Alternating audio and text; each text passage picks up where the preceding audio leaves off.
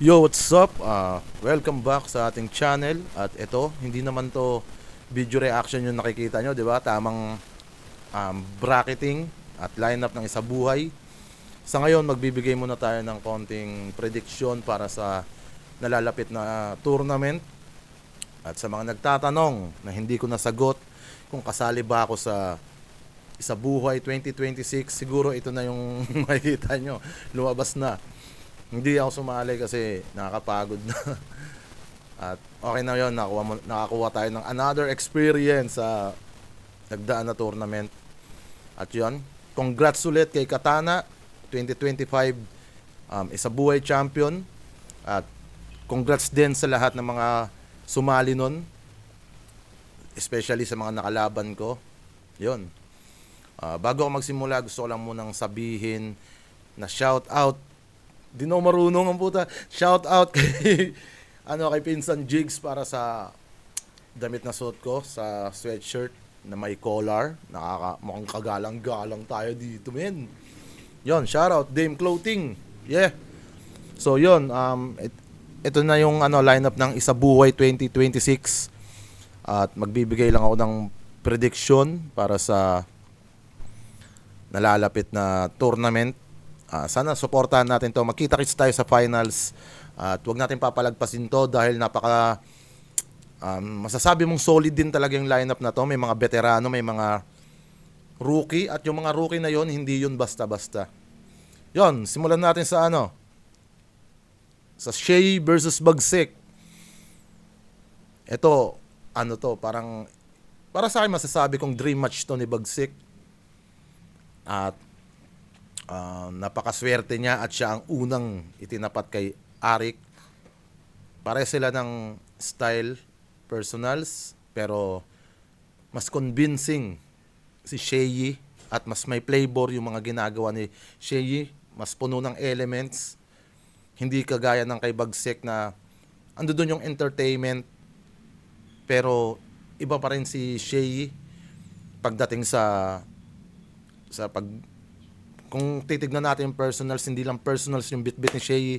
May mga iba't ibang atake siya. May mga elements siyang ginagawa na ina-apply niya rin sa ganong style niya.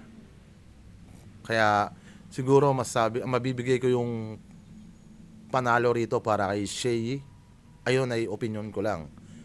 Pero iba pa rin si Bagsik. Nasa kanya yung pressure. At the same time, walang mawawala sa kanya. At natupad yung dream match niya para sa akin. Nakikita ko kasi kay Bagsik na isa rin to sa mga gustong-gusto niya. Yun, Shea. Slack 1 versus Krega. Tanga na. Style clash to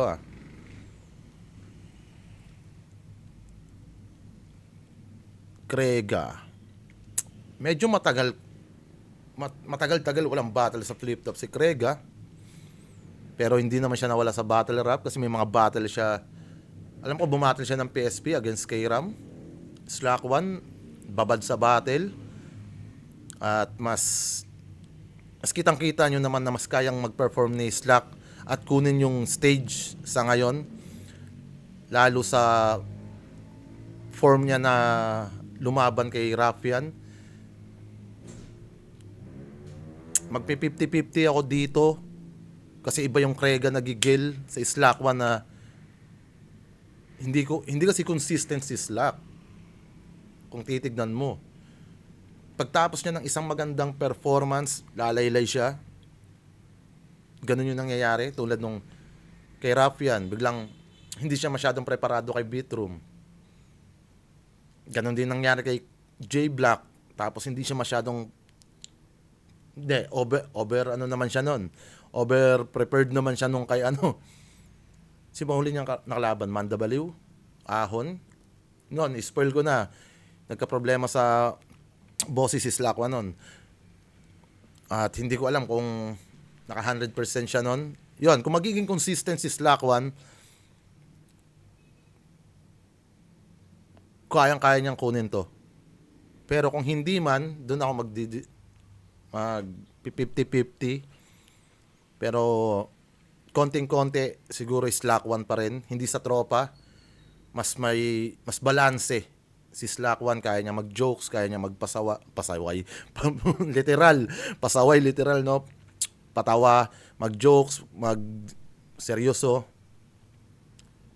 Mabibigay ko to kay Slack 1. Bruce Killan, yun puta. Nice Killan na sa buhay, men.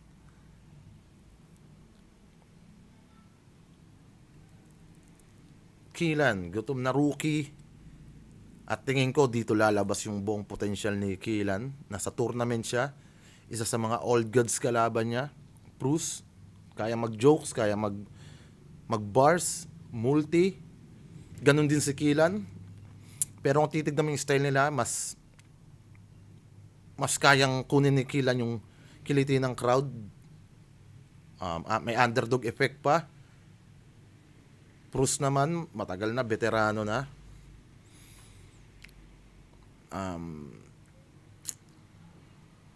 Mahirapan ako dito kay Bruce at Killan. Napaka-balanse na itong matchup na to. Pero syempre, may underdog effect. Killan. At baguhan, wala pa masyadong mag-expect siguro kay Killan. Pero sa napipisil ko, parang hindi magmamatter dito kung gaano katagal si Bruce sa style ni Killan na na-adapt niya parehas yung pagbabars, pagjo-jokes. Yun, siguro Killan ako. Raffian Goryong Talas, man. Gandang salpukan nito, boy. Goryong Talas.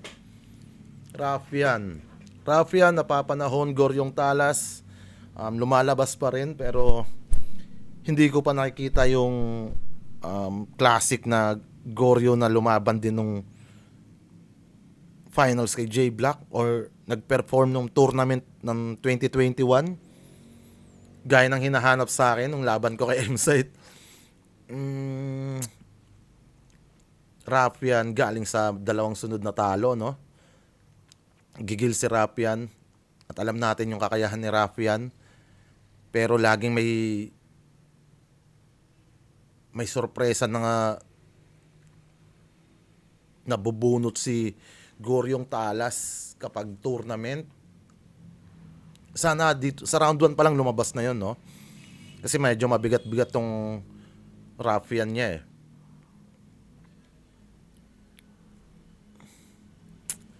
Goryo Raffian.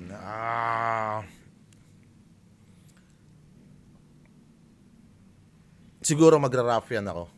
Konting-konti lang gabuhok. At ang dahilan kung bakit pipiliin ko si Raffian, kasi mas madalas siyang makita ng tao ngayon. Mas lumalabas siya kay Goryo sa tingin ko. At may hindi rin basta-basta yung exposure na dumating kay Raffian nung taon ng 2025. Mas masasabi kong mas nababad siya sa battle rap. Tapos galing siya kay GL, galing siya kay M-Site.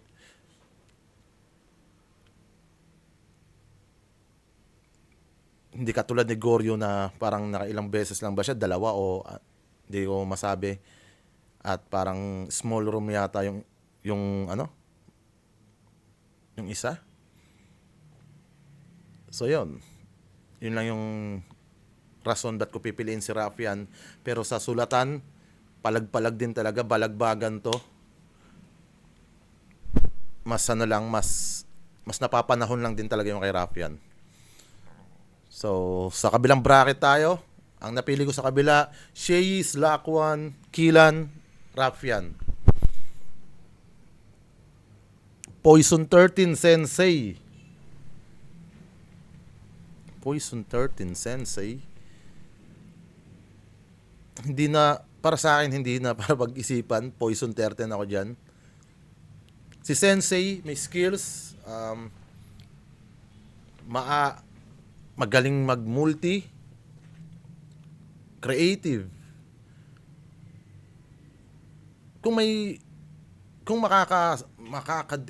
makakasabay siya ng bahagya kay Poison, siguro sa pagmumulti, Although magkaiba sila ng way sa pagmumulti, nakasabay siya ng bahagya doon, pero buong buo ko sasabihin na sa presensya, sa delivery, sa bigat ng sulat, hindi niya matatapatan si Poise sa ganon. Hindi ko alam kung anong tactics ang kailangan gawin ni Sensei para tapatan yung Poison 13, lalo na yung Poison ngayon. Gigil to. At alam ko kung sino mag-champion dito, pang 13 na kampiyon sa isa buhay, at yun ang lagi namin na pag-uusapan ni Poise na gusto niyang kunin para akma sa pangalan niya. At tingin ko kaya siya sumali para gawin yun. Kaya Poison 13. Hindi ko minamalit si Sensei, pero balagbagan ng multi to. Pero sa bigat, sa laman, sa elements, iba si Poison. Poison 13 ako. G-Clown versus Parking. Ay, Unico. G-Clown Unico. Nakapagpagkalawang kaya si G-Clown nung huling laban niya? Tingin ko hindi eh. Parang di rin siya parang hindi yun yung G-Clown na napanood ko. Parang may battle siya sa, sino ba? Dodong Saipa ba o Manda Baliw? Basta parang nasa ibang liga eh. Hindi ko pa siya napapanood ulit. Yung laban na to, tangina, palakasan ang presensya sa stage to. Iba rin si Unico pag nakasampa sa stage. Si Unico, napapansin ko, nag-experiment siya ng iba't ibang tactics ngayon. May mga game plan na rin siyang ginagawa. Sa elements naman, medyo pareha sila.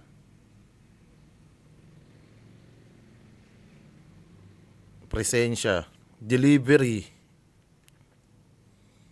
Medyo lamang si G-Clown sa delivery. Pokpokan yung laban na to kung sakaling pareha sila naka-A-game.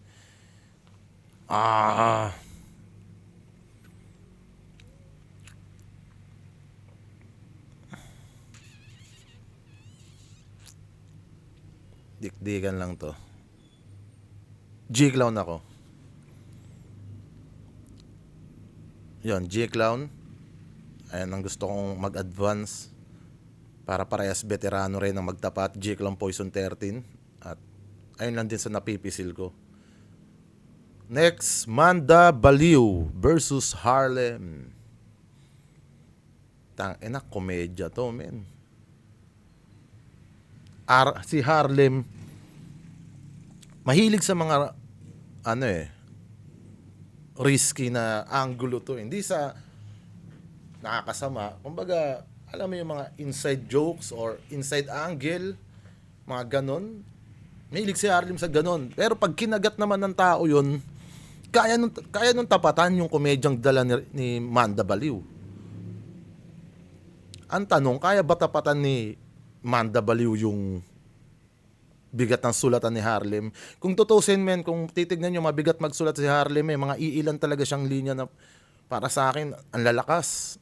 Hindi lang siya niyayakap ng tao. Ito nga lang yung magiging ni Harlem dyan, kalaban.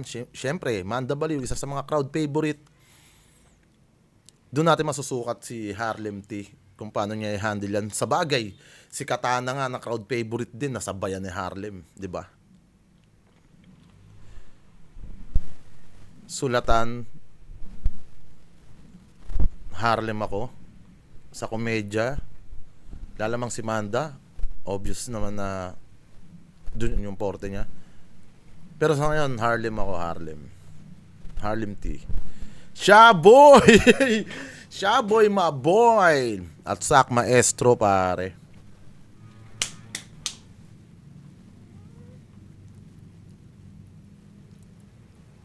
Tangina, Shaboy. Sak. Mabigat si Sak. Mabigat magsulat talaga si Sak. Ang payo ko lang kay Sak, huwag niyang tutulugan si Shaboy. Wag niya ba basta-basta yun si Shaboy. Na si Shaboy, nakikita ako sa kanya, um, hindi marunong masindak si Shaboy. Hindi siya marunong masindak pag nasa entablado. Hanggat maaari, kahit rookie siya, gusto niya siya ng mamama. Ayun lang payo kay Sak. Huwag niyang tutulugan si Shaboy. Kung preparadong Sak ang lalabas dito, Sak maestro ako dito. Pero kung Sak lang din na typical na napapanood natin na lumalaylay, kayang-kaya siya ni Shaboy. Kasi si Shaboy, bukod sa may komedya, may jokes, may mga elements din siyang naipapasok sa mga linya niya. At buong-buo yung kumpiyansa ni Shaboy pag sumampa sa entablado. Si Sak siguro may mga aftershock pa yan ng mga pangit niyang performance. Minsan mental lang kalaban mo eh. Pero sana pakita nila yung parehas nilang kayang gawin sa tournament na to, lalo kay Sak, especially kay Sak. And Shaboy, tingin ko mag-step up yung performance nito. Siguro lahat. Kasi Sak maestro yan at nasa tournament. Minsan, kayang-kaya tayo gulatin ng mga komedyante. Kung titignan mo, komedyante lang. Pero si Shaboy, sa nakikita ko sa kanya, wala siyang kakaba-kaba. Naguhubad nga sa stage yan eh. So yun. Sa kabila, ang napili ko, Poison 13, G-Clown, Harlem, Shaboy. Yun. Ano't ano man, kalabasan ng resulta. Good luck sa lahat. Congrats na kaagad. Mapili ka lang sa isa buhay. Napakalaking karangalan na yan para sa mga tulad natin. At sana masubaybayan natin to.